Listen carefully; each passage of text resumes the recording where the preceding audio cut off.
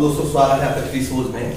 मैं डीपी गौतम आज आपके सामने आपकी क्वेरीज को एक समाधान देने के रूप में प्रस्तुत हुआ हूँ।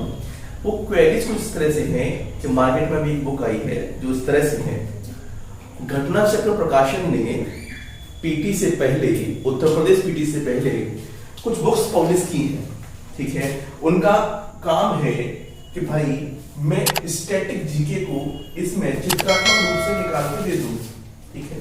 ये आप देख सकते हैं कई विद्यार्थियों ने वो खरीद वीडियो भी और कई विद्यार्थी खरीदने की सोच रहे होंगे। इस वीडियो को पूरा देखेंगे तो इसके नेगेटिव पॉजिटिव दोनों ही एस्पेक्ट मैं आपको बताऊंगा और बताऊंगा कि ये बुक कहां तक उपयोगी है और ये कैसे काम करती है और आप इसका कैसे यूज कर सकते हैं। और यदि आप चाहते हैं कि जो 25 से 30 क्वेश्चंस जो आते हैं उनमें से आप कम से कम 25 क्वेश्चंस को सही कर सकें तो आप कैसे कर सकेंगे, ठीक है।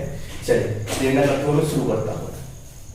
आज का सेशन हमारा है बुक रिव्यू के बारे में, क्योंकि ये बुक मार्केट में अवेलेबल है, दिखने में छोटी लगती है तो तुरंत ही आपको बड़ा ही आकर्षित करेगी और आप तुरंत इसको खरीद लेंगे, ठीक। और आपको ऐसा लगता है कि इस बुक से पढ़ने से यदि आप 25 में से 25 प्रश्न हल करने की स्थिति में आ जाते हैं तो ऐसा बिल्कुल नहीं होने वाला। Let me clear one thing, क्या आप ऐसा कर सकते हैं तो ऐसा बिल्कुल नहीं होने वाला। आप इस बुक को पढ़ लेंगे सही तरीके से और केवल इस पर डिपेंडेंसी रखते हैं तो आप मेरे हिसाब से 12 से 15 प्रश्न हल करने की स्थिति में होंगे, ठीक है। अगर आप इसको 30 प्रश्न पे ले जाते हैं कि 30 प्रश्न पेपर में आए तो स्थिति क्या होगी। मेरा फोकस केवल हिस्ट्री सब्जेक्ट पर है, यूपीपीसीएस के एस्पेक्ट से स्पेशल है और मैं बात कर रहा हूं इस बुक की जिसका नाम है भारतीय इतिहास जीएस दृष्टि, ठीक है। चित्रात्मक प्रस्तुति पार्ट 1, ठीक है। अब देखो इसके पहले हम बात करते हैं कि इसके पॉजिटिव्स क्या हैं। क्या पॉजिटिव्स क्या हैं? तो देखो दोस्तों, इसको जब मैंने रीड किया तो पाया, क्योंकि बुक रिव्यू में जो भी देता हूं वो अपनी पढ़ी हुई बुक का देता हूं, अन्यथा कोई ऑप्शन इसका है नहीं, कि आपकी गहराई बढ़ेगी। मतलब कि सब्जेक्ट को लेकर के किसी भी सब्जेक्ट को आपने पढ़ लिया, किसी टॉपिक को आपने पढ़ लिया, लेकिन कुछ प्रश्न जो पूछे जाते हैं जहां आपकी नजर से छूट जाते हैं तो उसमें आपकी गहराई जो है बढ़ेगी। फॉर एग्जाम्पल, मैं अगर आपसे कहूं कि बताइए कुसीद एक टर्म है, उसके बाद में कुसीदिन एक टर्म है, इनका अर्थ क्या होता है बताइए। तो इसका अर्थ होता है ऋण और इसका होता है ऋण दाता, ठीक। ये दोनों टर्म कहीं विदेश से नहीं आई है, ये दोनों ही टर्म कहां से हैं? ये दोनों ही टर्म जो आपकी आती हैं वो आती हैं वैदिक सभ्यता से, ठीक है। वैदिक सभ्यता से दोनों टर्म आई हैं। आपने वैदिक सभ्यता काफी पढ़ ली, लेकिन उसके बाद पेपर में पूछा किस डायमेंशन से जाता है, उस वक्त अपने आप को आप आश्चर्यचकित महसूस नहीं करेंगे अगर इसी टर्म से परिचित हैं। तो दोस्तों इस एस्पेक्ट में ये वो खरीद करती है, ठीक है। कि गहराई के कुछ ऐसे टर्म्स पेपर में पूछे गए हैं या पूछे जा सकते हैं, उनकी ये बात काफी अच्छी तरीके से करती है, ठीक। दूसरा, पहली पॉजिटिविटी, दूसरी पॉजिटिविटी याद करने में सहायक है, थोड़ा सा सहायक है, ठीक। वीडियो में लास्ट तक बने रहेंगे तो मैं बताऊंगा कि आप ये 30 में से 30 प्रश्न हल करने की स्थिति में कैसे आ सकते हैं, ये मैं लास्ट में आपको बताने वाला हूं, ठीक है। याद करने की सहायता करती है आपको, चित्रात्मक चीजें हैं, एक बार देख लो, 2 बार देख लो तो आप चीजों को, बहुत सारी चीजों को मेमोराइज कर सकते हो।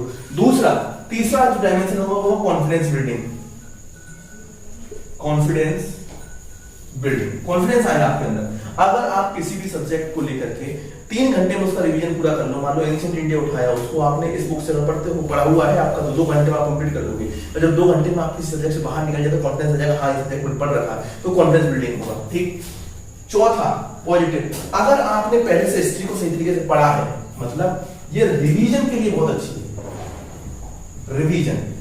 रिवीजन के लिए बहुत बेस्ट है। 4 इसकी पॉजिटिव चीजें हैं दोस्तों, रिवीजन के लिए बहुत बेस्ट है, ठीक है, इत्यादि इत्यादि। अब मैं बात करने वाला हूं नेगेटिव समझ की, इसमें कुछ ऋणात्मक पहलू नहीं है, ये कि विस्तार नहीं है। देखो नॉलेज 2 तरह की होती है, एक नॉलेज का दायरा व्यापक होना चाहिए, एक नॉलेज में कुछ गहराई भी होनी चाहिए। जैसे आप जब तैयारी शुरू करने वाले होंगे तो मैं बताऊंगा आपको कि देखो नॉलेज का दायरा व्यापक करना है तो ज्यादा से ज्यादा कॉन्सेप्ट को आप कवर करिए, और गहराई देखनी है तो प्रश्न देखिए, प्रश्न में कहां का गहराई पूछता है वो आप देख लीजिए। अब आपने जो है पूरा वैदिक सभ्यता पढ़ लिया, ठीक है, लेकिन आपको इन टर्म्स के बारे में नहीं पता, क्यों? आपने उस कॉन्सेप्ट की गहराई में नहीं उतरे, आपने उसकी अपनी ज्ञान की व्यापकता को बढ़ा लिया। तो ज्ञान की व्यापकता नहीं है, व्यापकता नहीं है। बहुत सारी चीजें आपको इससे एडवाइस दे देंगी। अगर आप जैसे इस बुक पढ़ते हो तो इसमें 16 जनपद के बारे में कुछ ज्यादा जिक्र नहीं किया गया है, 16 जनपद, और आप जानते हो कि एंशिएंट इंडिया में 16 जनपद कितना महत्व रखता है, और सारे क्वेश्चन से जुड़ करके पूछे जाते हैं। क्यों 16 जनपद की जानकारी होना आवश्यक है? क्योंकि जैन धर्म पढ़ोगे, बौद्ध धर्म पढ़ोगे, साथ ही साथ में आगे आने वाले जितने भी डेवलपिंग होंगे सुंग वंश तक पूरा का पूरा जो कॉन्सेप्ट है वो कहां से चलता है? जनपद से चलता है। जनपद की जानकारी ना होने पर इनसे प्रश्न गलत होंगे, ये 100% है। और जैन धर्म बौद्ध धर्म से प्रश्न आता ही आता है, इसको आप बिल्कुल गांठ बांध लीजिए। तो समझ गए क्या नेगेटिव क्या पॉजिटिव। अब मैं बताने वाला हूं वो तरीका जिससे आप प्रश्न जो है 100% रिजल्ट लाएंगे, ठीक है। तो आप बात कर, मैं कर रहा हूं, मुझे 30 प्रश्न आते हैं, 30 में से 28 आप सही करके आएंगे। वो तरीका क्या है? तो दोस्तों इस बुक को इतिहास, ठीक है, रिवीजन, घटना चक्र, ठीक, और प्लस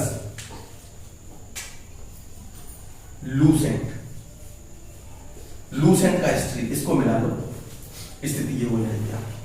लूसेंट आपका दायरा व्यापक करेगी और ये आपके दायरे की गहराई को बता देगी। ये टॉपिक तो पढ़ लिए हो, लेकिन प्रश्न यहां से भी बनता है, ठीक है दोस्तों। तो इस बुक को पढ़ने से पहले इसके नेगेटिव पॉजिटिव अवश्य देख लें और अपने दोस्तों के साथ में शेयर करें, ताकि वो ऐसी गलती ना कर बैठे।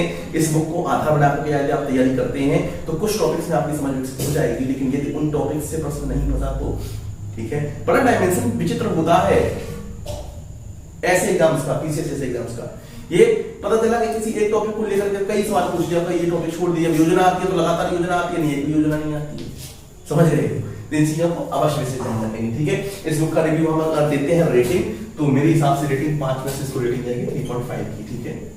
चलिए मिलते हैं अगले वीडियो में, तब तक के लिए जय हिंद।